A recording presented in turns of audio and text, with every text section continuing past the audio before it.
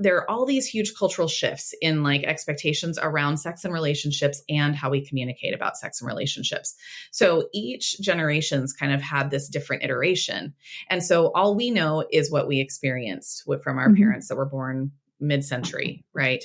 Which was still pretty much, we don't talk about that. And we don't use anatomical language. We name body parts with random arbitrary things like flowers and all the other weird things that people say about body parts. And what that does is it communicates to kids, which was communicated to us, that this is a taboo topic that we don't talk about. So it's not the presence of this is naughty, this is dirty, don't do it, that teaches kids that. It's the absence of the casual conversation and the comfort that teaches kids that that's what this topic is. Welcome to Women Mastering Midlife, where we dive deep into the rich complexities of womanhood in our middle years. I'm your host, Victoria Bird, pharmacist, certified women's health coach, and your guide on this transformative journey. Whether you're navigating perimenopause, thriving in menopause, or mastering midlife's many transitions, this is your weekly dose of expert guidance, compassionate support, and a judgment-free space to explore it all. So get cozy, hit that play button, and let's rewrite the narrative around this remarkable stage from being something to dread into a beautiful transition. I have with me on the podcast today, Desi Saylors. She's a local professional health educator, mom, partner, and a dedicated community member.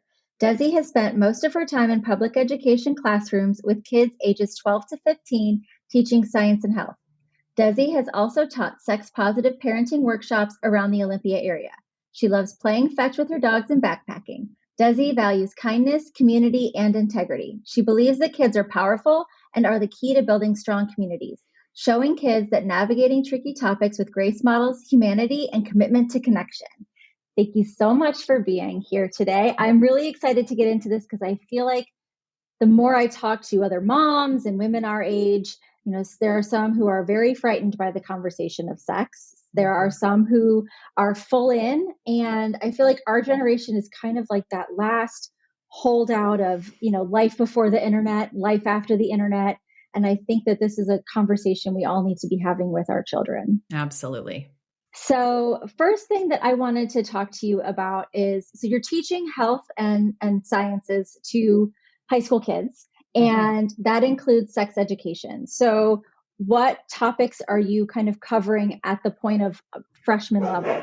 So in my health class, we talk about, it's comprehensive health education. So we're talking about mental health issues, substance use and abuse, brain development. Cultural health is a newly added topic this year, which is kind of cool because it asks kids just to reflect on their experiences in the world and how that informs their perspectives and the way that they interpret things. And then we dig into sex ed right around the end of the semester. And I very intentionally wait until the end because I spend tons of time before that getting them ready for what's to come, which is a very real science-based conversations about bodies and reproduction and some of the nuance that goes along with it. And so I need them to be ready to be their most mature selves, which they hear me say 100 times. We're going to be our most mature selves today so that we can really talk about this thing that's super important. My primary goal too is, I have 150 kids in my classroom every day, and they all walk in with a really different history, different experience within their family or their ethnic culture or what part of the world they've grown up in, right? If they're coming to us from the South, they have a really different experience, or if they're coming to us from a foreign country or whatever, we all come to my classroom with the goal of leaving with the same foundation. And so by the time we get to sex ed, I'm ready for some real talk conversations with them about this thing that not very many other people in their worlds talk to them about. And we cover topics that are very much rooted in human biology. So reproductive systems and ovulation and menstruation and conception and all of the other things that go along with that, down to how people identify and why that's somebody's, personal, their identity is their personal perspective on who they are in the world. And how do we engage with that, especially when we have difference of opinions or have questions and curiosities, and then all the things in between. Yeah. So we kind of grew up in the age before the internet. Yes, that's a blessing and a curse. We didn't have information at our fingertips. And so a lot of times we were finding out, well, our parents didn't want to talk about it. I think, sorry, Dad, I'm going to throw you under the bus here. We still haven't had the talk about where babies come from. Yeah. But, and that was pretty common with us. And we were finding out with our peers. We were finding out in situations we probably weren't prepared to be in, or we were finding out what our friend learned from their older sibling. And so now that they have all this power and knowledge at their fingertips and they have access, we want them to learn from us too. So we need to be able to have open conversations with our kids and be comfortable with it. So what are some first steps in finding that comfort with our kids that we can have to open up these conversations? Good question. I would say if you're a parent of a young kid, then you just start really early using anatomically correct language to name body parts. And we, those of us that have had young kids, like we know that kids explore their bodies. And so finding your broken record for like, when we touch our body like that, we do that in private. That's something we do in private, perfectly okay, but go ahead and head on into your room. So finding those broken records around like masturbation with young kids, naming body parts appropriately with young kids, and trying your best to remove any sort of judgment. Now, like to back up even just a moment before, I just want to acknowledge like it's a tricky topic for people because of our experiences primarily, right? So like you said, we were raised during this time where our parents were, and when I say us, I'm talking us, mid 40s-ish, early 50s parents. Our parents were kids of the 60s and 70s, or I'm sorry, I was a kid of the 70s. Our parents were kids of the 50s. And I was raised by my grandparents who were born in the 20s. Right. Okay. So I had that whole other layer going on, but there are all these huge cultural shifts in like expectations around sex and relationships and how we communicate about sex and relationships. So each generation's kind of had this different iteration. And so all we know is what we experienced from our parents that were born mid-century, right? Which was still pretty much, we don't talk about that. And we don't use anatomical language. We name body parts with random arbitrary things like flowers and all the other weird things that people say about body parts. And what that does is it communicates to kids, which was communicated to us, that this is a taboo topic that we don't talk about. So it's not the presence of this is naughty, this is dirty, don't do it, that teaches kids that. It's the absence of the casual conversation and the comfort that teaches kids that that's what this topic is: dirty, naughty, taboo. So when we sugarcoat things, we do what we think is sugarcoating, right? And we give things different names because saying penis is too dirty or whatever the mindset is, it's communicating to the kids that we just don't talk about those things here. So going back to if you're a parent with young kids, you want to just say all the words. Have all the conversations, try to find your calm and take the judgment or worry or fear out of it, because most often it's fear that really makes us uncomfortable. And so if you're, starting there, you've got this whole time to lay this really healthy, amazing foundation. If you're just coming to this with a teenage kid, you do get to start now and you can do it too.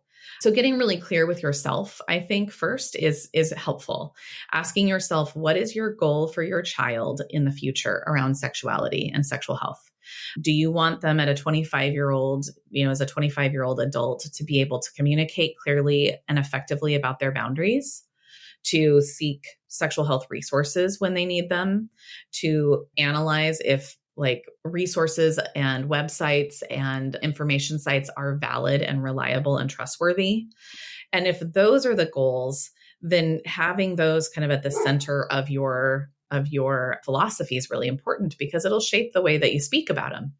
When we can get really clear about what our value is or our goal is, it kind of alleviates some of the pressure, the fear, or the worry of doing it wrong, because we can say, my primary goal here for you, sweetheart, is that you're able to communicate about these things. So let's talk about how we communicate about them.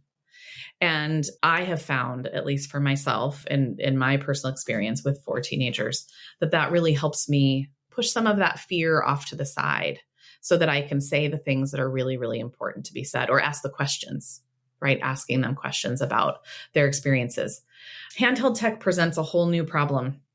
And it is, like you said, it's this like blessing and a curse. It's this wealth of information, but it's also a vortex of danger without guidance. And at this point, I think the estimation is that most 10-year-olds have seen porn on accident or on purpose. Oh, okay. And without any guidance, they're just left to figure out what all that means on their own. And, a conversation about handheld tech is a whole nother podcast episode. Yeah. There is a downward spiral of big change is coming culturally around handheld tech and kids, I think, right now. And so if you want to talk about that sometime, we can. But I do think that having some controls set on devices and making sure that you have some general rules, like we use devices in public spaces, that's actually like the number one protective factor, is that you say that we use devices in public spaces. They are less likely to find themselves in the wrong online spaces if they're in a community space on their device, on their Chromebook or their computer or their laptop or their iPad or their phone. Yeah, so they click that ad on their game and all of a sudden they're in a place that we don't want them to be. And it is really, really scary. I think that is a whole topic for another day, because I think we could go in the direction of all the bad things with it. But I also think, the answer of go ask Google shouldn't be the answer when your kid asks you a question about their bodies or sex. And, this podcast is a platform for women to be coming out about midlife, about perimenopause and menopause. And, our moms didn't talk about it. Our grandmas didn't talk about it. And we're talking about it. So we should be talking about sex with our kids too, so that the generation coming up not only knows what a hot flash is, but they also know that they can talk about the parts of their bodies and that they can establish boundaries around what's really comfortable for them. How do you suggest to kids and parents, if you get on this topic in class, but dealing with the peer pressure that comes along with sex and advanced sexual behaviors, especially in high schoolers? Well, something I like to do is tell kids, or I like to provide them with the actual data. And right now, the trend line for sexual activity is falling pretty sharply.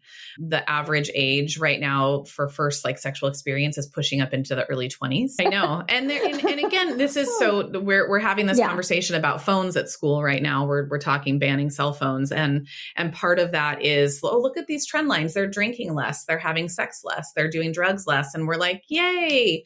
But also, what? What do you mean? Well, then what are they doing?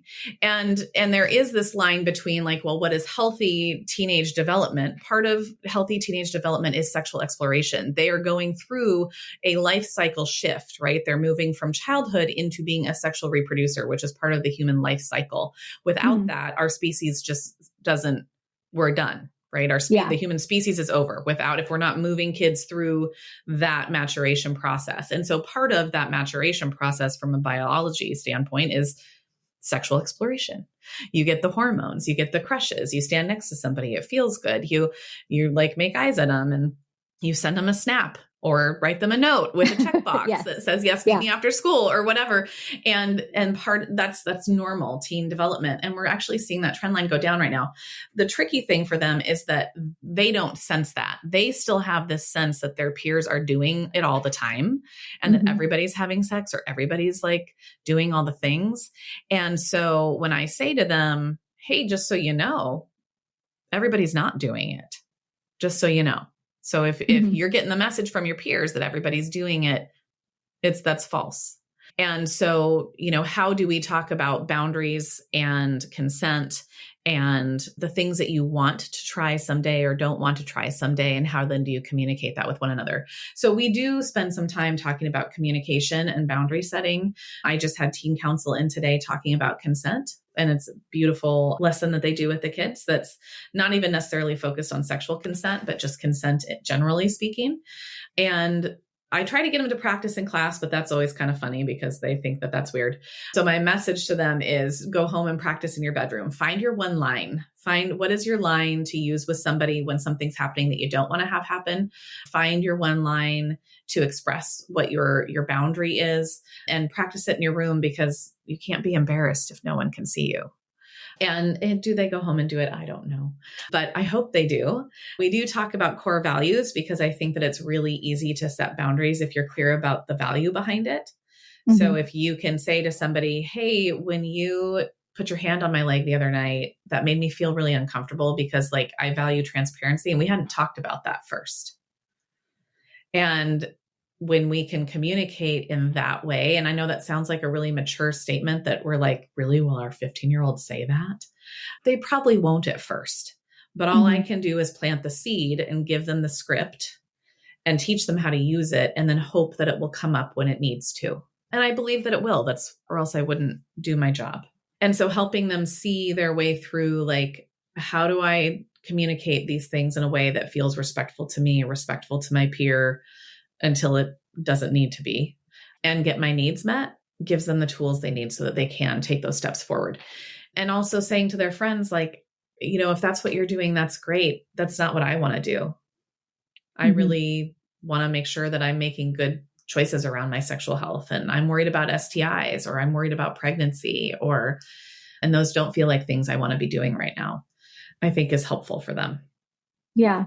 And I think, so to go back to, we were talking about the age 25, and I like had this sigh of relief, but then as we're talking, not that I want my early teen, 13 and 15-year-old girls like to go and explore and do all these things, but when they're under my roof, I have, we have time for those conversations daily that is much more accessible to them than when they're 25 and off into the real world on their own. And so, my husband and I have had these conversations around not just sexual activity, but even drinking and smoking and going to parties, and, which route of education do we send them on? And we both agreed that this is the limited amount of time that we get them every night at 10 o'clock at the end of our bed, whether we want them to be there or not sometimes, because we're just tired. But that's when those conversations come. And when they're living off on their own, it's a phone call and there's reasons for them not to call, or it's inconvenient, or then they lose their train of thought, or they don't want to talk about it anymore. But when it's happening under your roof, you have more opportunity to have these chats with them. Yeah. Yeah. Yeah. And I think, and I'll say, like, that time at the end of your bed, though, Vicki, is the thing that's going to get them to call you in 10 years. Oh, that's good. That's good to know too. It is like, that is, I have a 20-year-old that's in college, and he called me the other night and told me that somebody that he worked with died by suicide that afternoon. And it was no one that he was particularly close to, but he just felt like he needed to tell me. And he did that because he knew that I could hear it, and he knew that would give him, like, our conversation would give him some comfort, and I'd have some questions for him about how he was feeling. And he knew he trusted the exchange, and he trusted the exchange because we'd had 100 exchanges before that moment that showed him that he could trust the exchange, which is really, I think, what I want parents to hear. Like, our kids need to trust that they can have those moments with us. They need to know that we're going to come out the other side of it okay. The number of kids that say to me, I don't want to say anything to my parents because I'm worried it's going to stress them out, or they're already so busy, or I'm worried it's going to hurt them. My response to them always is, your parents can handle anything because they love you. And so reminding them that we can handle anything because we love them. And that's what we do. We would handle the world for them if we needed to. So finding that, like, that wave that feels authentic for you to have those meaningful conversations, so that they trust the exchange, so that when they need you in 10 years, they'll pick up the phone. Yeah, that's nice. So that is a very good way of looking at it. Thank you for that. That leaves me hope that my phone will always be ringing and that it won't be silence on the other end. So we were talking a bit before we started recording about, we live in the state of Washington. And so we have legislation out here that not all states might have, but you are finding that because Washington approved comprehensive sex ed as a protective factor for kids, you believe that is actually going to help our children of our state significantly more than others who haven't. And what does that mean exactly? Because I feel like a lot of times we get sound bites of what things are. And for a teacher who's actually teaching it, what does that mean for you in the classroom and for our kids? Yeah. So in Washington and 30 other states require sex ed to be taught. I just made sure that I had information on that. So 30 other states require sex ed to be taught. That doesn't mean it's comprehensive sexual health education, but they do require sex ed to be taught in this country, which means that that's just a little over half, right? Yeah. So we still have little under half not teaching sex ed in schools, or at least it's not required. So then really it's left up to the community. So for us here, the legislature approved, this was right before the pandemic. I remember I was at a House Ways and Means committee hearing at 5 a.m., like a week before the world shut down, all about, approving sex ed, comprehensive sex ed. In our area where we live, it really didn't mean much of a change. But what it meant for the whole state was that the Office of the Superintendent of Public Instruction for Washington State said, it is important, it is vital for all of Washington's public school children to have access to comprehensive sexual health education that includes consent education, affirmative consent education, some education about identity, and this is K-12. And so that was approved. And this is the first school year where, at least at the secondary level, the legislation was to be in full effect. So for me, it really didn't change much. I've been teaching comprehensive sex ed in the Pacific Northwest for 10 years. But in some communities around our state, they don't teach sex ed, because the way school districts work really is the community has some control over what happens in their district. That's the whole point of the school board. And, they get elected by the community to do the things that the community would like them to do and work with the district and all the things, all the politics. So for me, it really wasn't much of a change. But if you're a small district in Eastern Washington, it means that all of a sudden now you need to be providing comprehensive sex education in your schools, whether your community really wants it or not. And OSPI has a very, very long, diverse list of options so that all school districts can find curricula that does align with their community values pretty easily.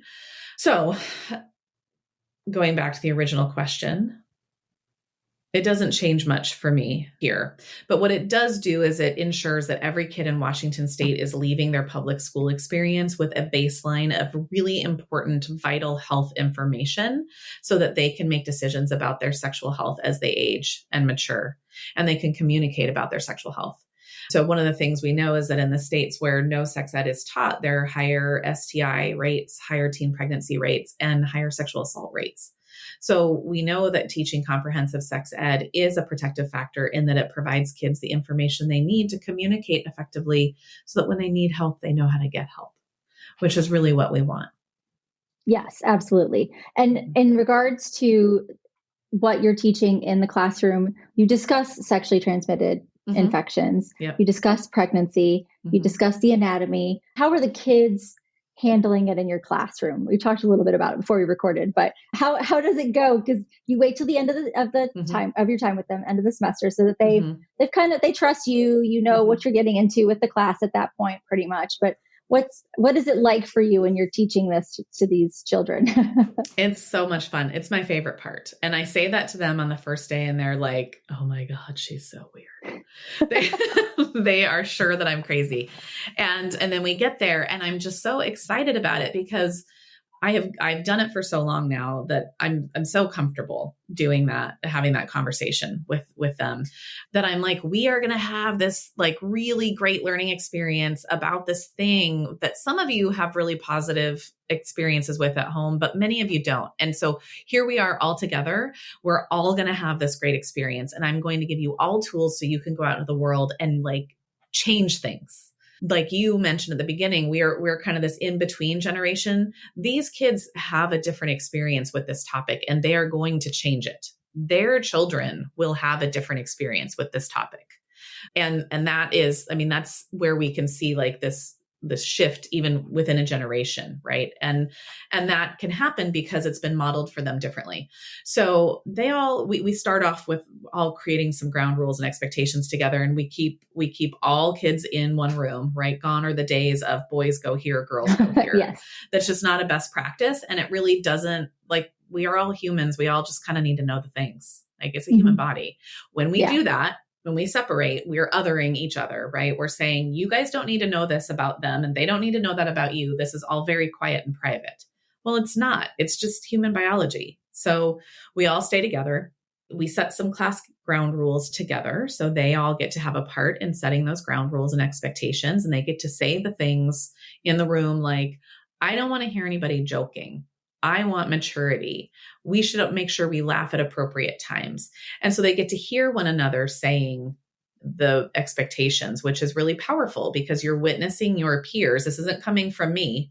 They're witnessing one another and the wants and needs of the people in the collective space that we've just spent 18 weeks building rapport with. And then we just launch into it and we do some laughing. And I have the ability to like look at them and say, okay, you're standing at the line, take a step back. And for the most part, they do it beautifully. There's always a group of a few of them that can't seem to like handle it. And I remind them they need to put on their mature kid pants. And if they need to step outside and take a break, like turn in a circle and come back, go do it because we've got things to take care of. It's really quite incredible. And I love it when people come in to observe. The school board comes in sometimes, or I just had a bunch of students from the Evergreen State College come through last week. And I think it's one of the coolest times to see our teenagers because we have this idea of what it must look like, right? Mm-hmm. Giggling in the corner and inappropriate things. And then people are in the room and they're like, oh my gosh, you just said all those things. And they like were listening. So they handle it really quite well. They have lots of really great questions. Somebody always throws some silly questions in the question box or, gets brave enough to ask me some things just for laughs. But for the most part, they're legitimate questions and they're all really good. And I'm happy to answer them. So I think our teenagers are pretty remarkable human beings, almost adults, not quite. Yeah. And I think sometimes they don't get enough credit for what they actually know and how well they can communicate. I have seen that with other people's children and my own. You also have to, I try to remember, and I've had these conversations with my kids because in our house, we kind of talked about things as they came up based on how, whatever they were thinking at the age they were. But we always said, now remember, when you go to school, not everybody at school is having the same conversations that you're having. So we need to respect other families and the progress where they are in this conversation. So if you know something that somebody else doesn't know, let's leave it to their mom and dad at this point to have that conversation with them. You don't need to teach them this. Because I also, I know there are some families who don't want to talk about it at all. Mm-hmm. And there are parents who don't want to, they wait till high school and they wait till you have them in the classroom and they just expect you to teach it all to them. So how do we, if we're of the mindset of, okay, I'm going to start opening up the lines of communication with my kids and I'm going to let them ask me all these questions.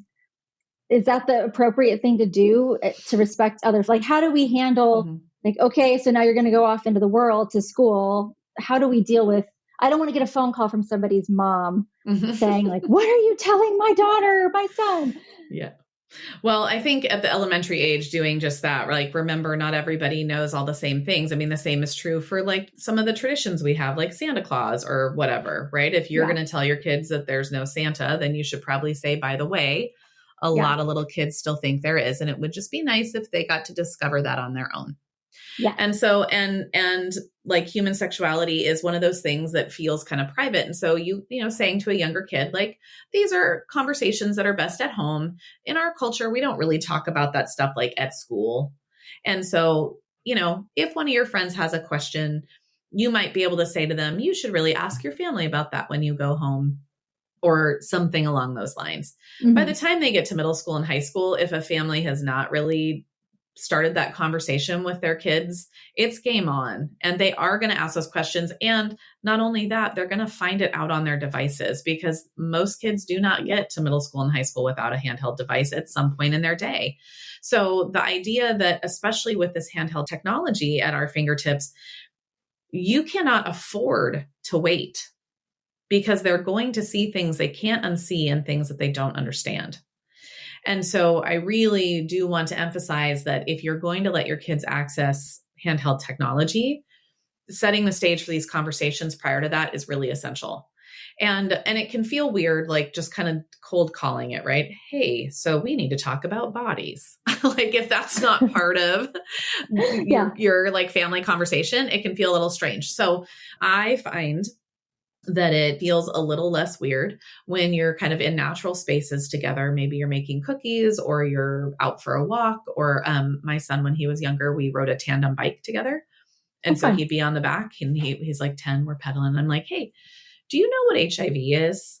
And he's like, what? And And I'm like, well, do you know what HIV or AIDS is? And we had this big conversation about HIV and AIDS and like how you test for that and how you prevent it. And it was just me asking a random question, but we were busy doing something else. So it took some of the awkward pressure out of the space. And I wasn't going to launch into a whole, here's the history of HIV and all the things. I just kind of wanted to know what he knew so that then I could strategically plan to implant the proper information if I needed to. So I think starting too by asking some questions, are your friends talking about like having crushes and stuff yet? Do you have a crush? And just find some low stake place in your time with your kids to ask those questions. I think gives you tons of information that then you can plan the next thing. So I think that's like step one is really finding your time to connect. And every kid is different. Some kids don't mind sitting on the end of your bed. Some kids really need to be distracted. So figuring that out for your child and finding those questions you can ask to sort of gauge what they know, what they don't know, where you might need to start is really, really helpful. And then just saying, hey, there's some things that we do need to talk about because you're embarking on this big life change. And with that comes some things that might be kind of confusing to you or might be exciting and come with some responsibility that I want to make sure you're prepared for. And then just taking it in little 5-minute conversations every once in a while. It doesn't have to be big. Like find a question, find a curiosity, ask it, and then talk it through for a little bit and then let that be enough. But every time you do that, you're saying, I'm here for this. We can do this. And then we walk away and, have dinner or walk the dogs or whatever and go about our day. And it's no big deal. Thinking back to the days of like the talk, right? Or the birds and the bees, where it's like this huge event. And your parents like, sit down, we need to have the talk. And you're like, I've never had that talk, by the way. No, and I didn't either. I mean, I had to learn everything from my friends. I didn't either, but I definitely know people that have. Oh, yeah. And also recognizing that sometimes you are going to talk about things like one of the number one conversations I've had with parents over the years is, hey, what do I do? My kid is spending a lot of time in the bathroom with their device. And I'm like, so you're worried about porn. And so then we like talk that out. Okay, how are we going to talk to them about what you think is happening? And you're going to have that conversation and it is going to be awkward. And you get to end it with, sorry, that was weird. I love you. Yeah. We'll talk again.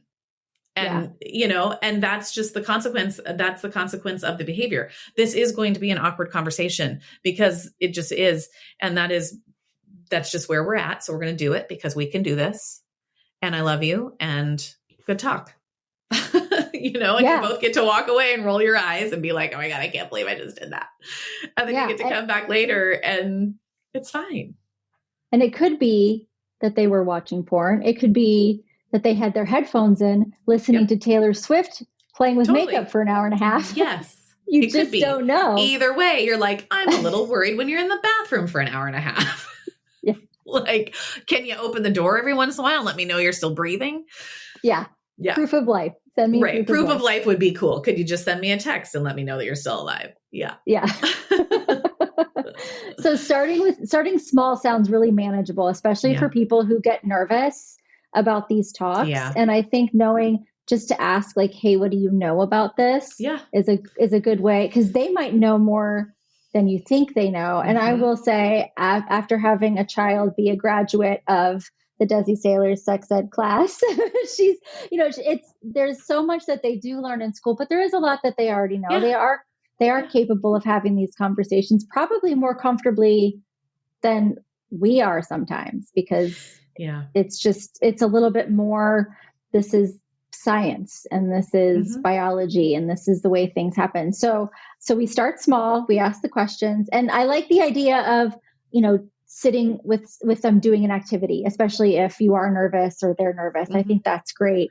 I did talk with someone who said that even just sitting beside, or like you on the bike, your eyes aren't making contact with their eyeballs.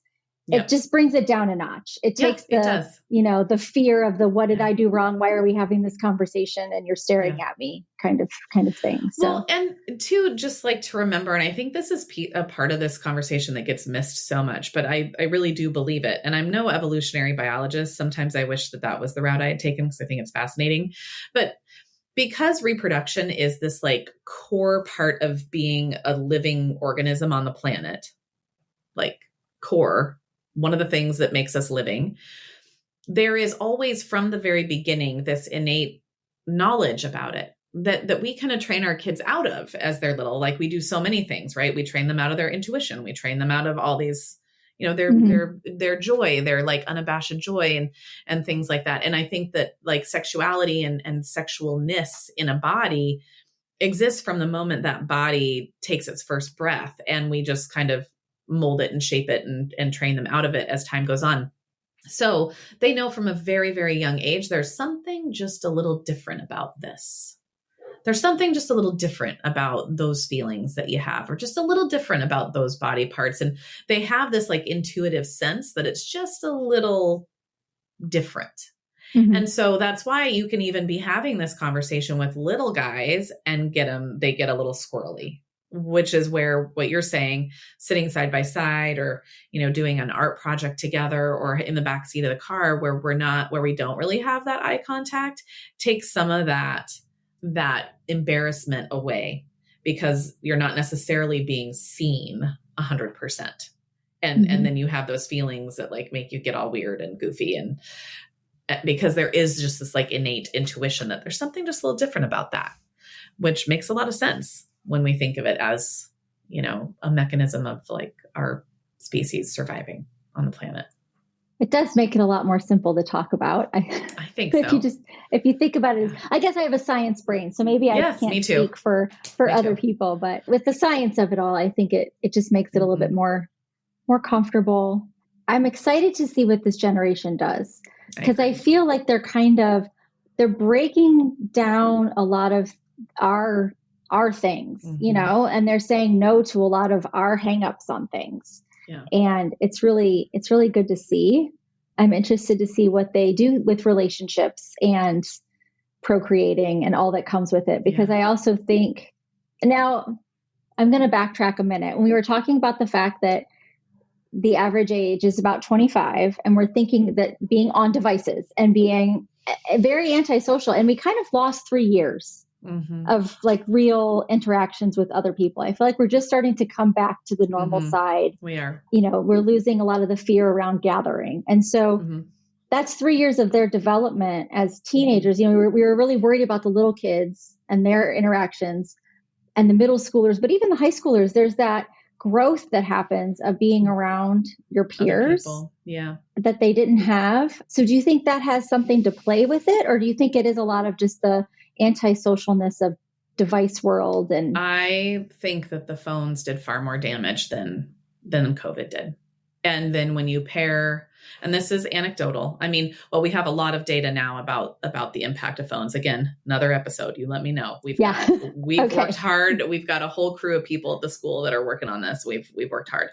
There's a lot of data about the handheld tech and how it's changed the childhood experience and how it's impacting teen mental health, right? So then you partner that with that time period where we were in isolation, but they were in like double isolation, because being on your device is isolating, right? When you're scrolling your social media or whatever, or you're sending your billions of snaps in a day or whatever, that is you and this device. This is not you in a community. And so then you do that kind of nonstop in a house with just your immediate family, where everybody is afraid and exhausted and like depleted. And in some cases, like barely surviving, right? If you're a family where you didn't have a job or you had adults die, like hundreds of thousands of kids lost their adult caregivers in the pandemic. And now there's very little oversight with the devices. So not only are you kind of isolated socially, like in real time with people in your space, but you're also isolated on your phone far more than you were prior to the pandemic.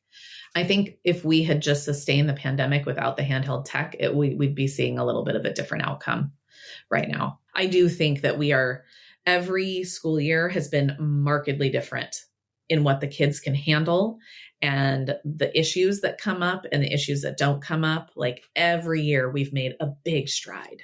This year is the best yet since we came back, as far as like bullying and harassment and violence and the number of like suicidal kids that they're thinking about suicide, like that's down a lot, still happening, but nothing compared to our first year back, at least in where we are.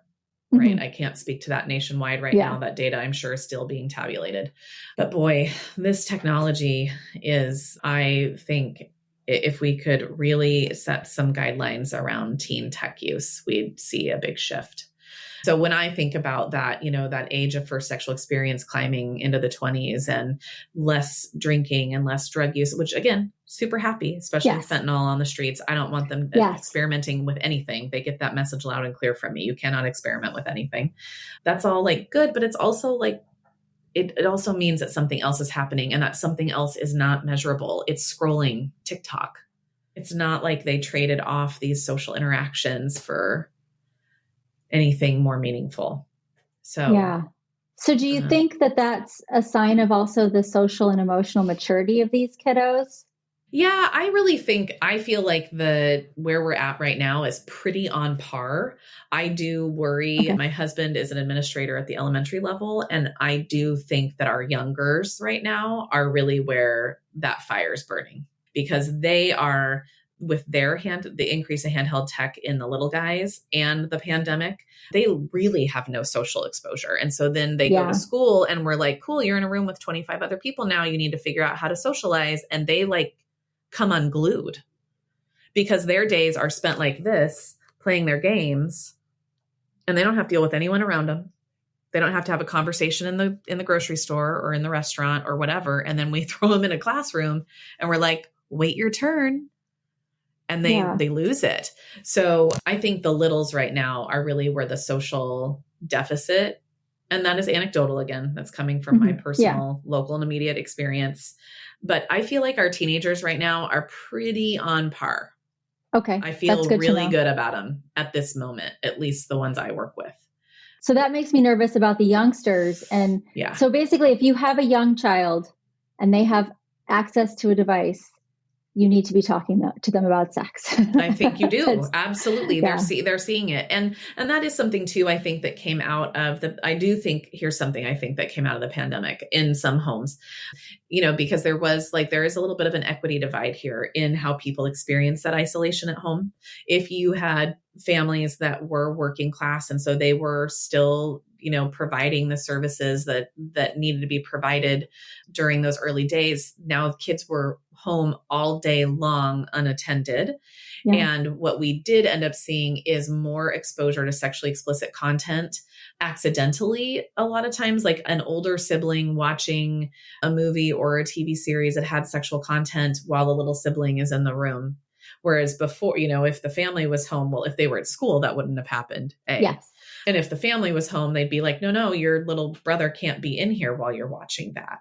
We have seen several issues with like accidental exposure to sexually explicit media in the home during that period of isolation, or families that are living in really small quarters and parents are so stressed out and they have no skills left and they just want to watch their dang show that they want to watch. And they don't care if the 6-year-old's in the room. Right. Yeah. And so they watch it. And now that kid just saw, rated R content and so that I would say that if you have a young kid and they have access to a handheld device, you absolutely need to be talking to them about images that might feel confusing or scary to them. And what do you do when you see those things?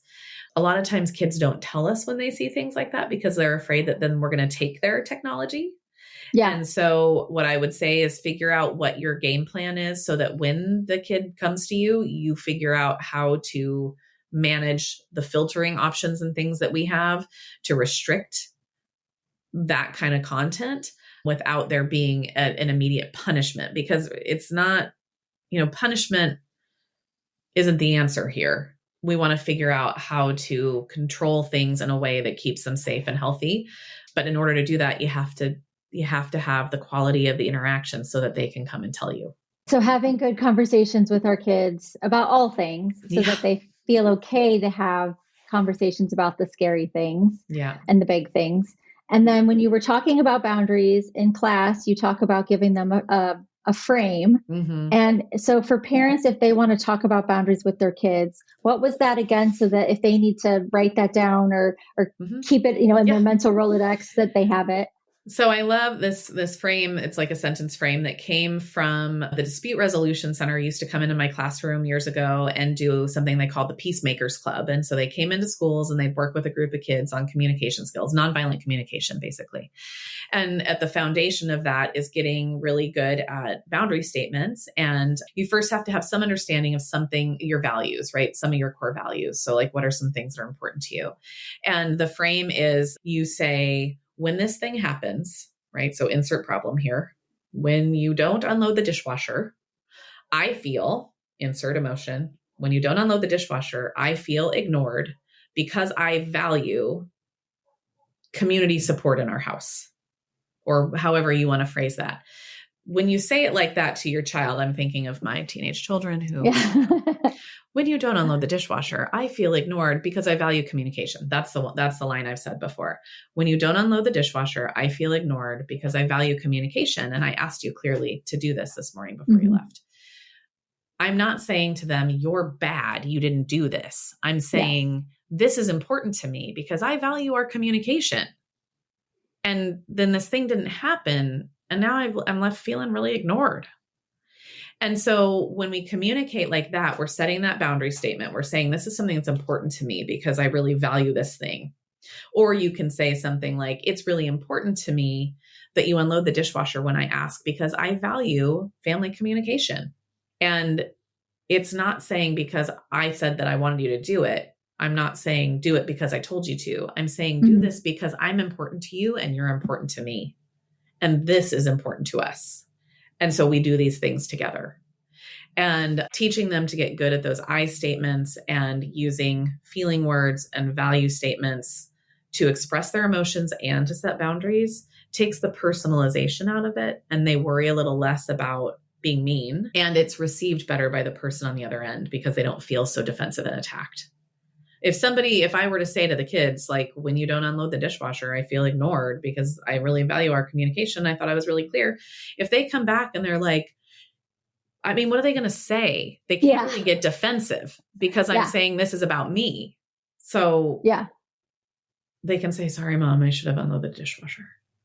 But they can't be like, well, I just didn't have, it just doesn't work out that way because the statement isn't really about them. Yeah. So for an example, it doesn't even need to be about sex, but like the boundary of I'm not comfortable with PDA. Yes. Like I'm a teen girl. I value my privacy. Yeah. I really value my privacy. Yes. Yeah. And I don't want to kiss you at school because I really value my privacy. Perfect. Like I really enjoy spending time with you, but I don't want to kiss you at school because I really value my privacy. And I don't need anybody taking pictures of us and posting it on the internet because handheld tech. They do. It all goes back to. Let me add it to the list of the reasons why we need that crap out of our school. Oh, that is such a conversation. Yeah. We will definitely have to. But I think that's great. And that's what I'm like. So ask yourself, what is your value in this? Is your value companionship? Is your value privacy? Is your value trust? Is it honesty? Is it integrity? And then you get to say, so I do like to hold your hand, but I don't want to do anything else in public because I'm a really private person and I value my privacy. That's really great. And that if you say that to somebody, you're a teenage girl and you say that to your teenage partner and they're like, what, I can't believe you want to hold my hand. Then that is the red flag you need to know that this is a just for right now, but then it's a bye-bye. Yeah. And I think both, all genders need to understand that that's a red flag. It's a red flag. And we talk a lot about red flags in class. And I'm like, I promise you, there are multiple partners for you out there in the world. Do not, if ever you get the red flag, it takes one. Yeah. Especially in high school, one red flag. Bye-bye. Yes. Bye-bye. Yeah. Next thing. Moving on. And if the kids are comfortable with setting these boundaries on things like just holding hands in public or, then when it gets to the big stuff of I'm not having sex with you, like, I don't, if you're setting a boundary around sex, you have a way to say it. You've already been saying it around other things that you're setting boundaries with. And so then the other person in the relationship isn't caught off guard either because they know you've been communicating like this the whole time. One of the things they say all the time is like, it sounds so weird when you say it. That's what they're like, so I'm just supposed to say to somebody, is it okay if I kiss you? And I'm like, well, yeah, it'd be way weirder if you just slapped your lips on their face. Like, doesn't it make more sense that you'd be like, can I kiss you? Or does it make more sense that you just go up and like attach their face like a leech? Like, of course you need to ask, hey, this is really fun. How do you feel about a kiss right now? It is not weird if we all get better at doing it. Yes. Like, it will become less weird the more It's you do normalized. it. Yes, it's normalized. And so like, it's way more weird if you just go up and start kissing somebody. They're gonna be like, what's going on? Plus, if you think about all those rom-coms we watch, and you think about how sweet it is when the gentleman says, can I kiss you goodnight? Kiss you? Yeah. Mm-hmm. Like, that's so sweet. And all the girls go, oh, I mean, the boys would much rather get a, than a, like, get away from me. And that, my number one message, how I start this, one of the things that I start our sex ed class with is, you want every person you interact with walking away from an experience with you better than the way they arrived. You do not want anyone to walk away from time with you regretting what just happened in any setting, right? We want to leave people better than we found them. And so figuring out how to be our best selves so that we know that we're like, if something works out with somebody, fantastic. If it doesn't work out, they're leaving us going, well, that didn't work out. And that's okay. But they're not leaving us going, oh my gosh, I can't believe I just did that. I'm going to regret this forever. You don't want anyone walking away from you saying something like that. Absolutely never. Yeah. So you have got to figure out how to do this. Yeah. Because having them say, I felt respected in that interaction. Yeah. Is way more positive than, it didn't work out, but you know what? It was okay. We handled it. It was fine. It didn't work out. Like, I didn't necessarily like what went down, but we were able to talk about it and it was fine. Like, that's how you want people leaving an experience with you. You don't want people leaving an experience with you going, oh my God, I can't believe that just happened. These are all great ways that we can start talking to our kids tonight about how they interact with each other and how they, how they interact with future relationships.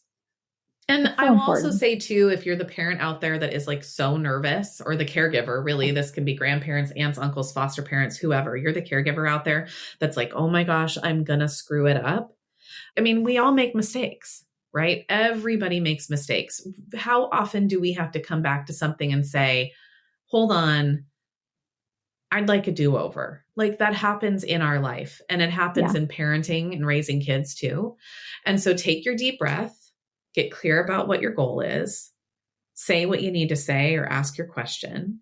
And if it doesn't work out the way you were hoping, then tomorrow you come back and say, that didn't work out the way I was hoping. Can we talk about that again? And that models for them the ability to repair and recover, and some humility, which we want them to have too. They learn best from seeing us do it. So if you need to come back and go, I didn't love that. Can I have a second chance? Awesome. Okay. This is what I really wanted to make sure you heard. Or this is the thing I'd really like to know. It's really powerful for them to see that in action. And I think that's a great note to end our conversation. Yeah. And we will have to have another one about all the other things another time for sure. Now, if people are listening to this and they don't live in our area and they can't have your child be in your health class, how can they find you? How can they, use you for knowledge and support? Yeah. So I'm on Instagram, Growing Conversations. I know I hate the social media, and here I am using it. Only that one. I ditched Facebook a month ago. It's been great. Although you can still find my business Facebook page. I just tell Instagram to send the stuff over there. So Instagram, Growing Conversations. You can find me at growingconversations.com. I'm happy to have one-on-one conversations with people. I have not yet started doing any sort of Zoom workshops or anything like that, but it's, it's something if a group of people really wanted that lived somewhere else, I think we could make that work. So reach out, send an email, send me a message on Instagram, and I'm happy to support in any way that I can. Okay, wonderful. And I'll add it at the end of the show notes if anybody wants to take a look at those too. So thanks so much for coming on and chatting with me through this. Yeah, thanks for having me. Awesome. It's great. Thanks so much for joining me today. We'll be back next week for another episode of Women Mastering Midlife. Until then, find us on Instagram at Women Mastering Midlife And join my free Facebook community, Women Mastering Midlife, to continue our discussions. If you have any questions that you'd like answered on an Ask Me Anything episode, send your emails to hello@missvictoriabird.com.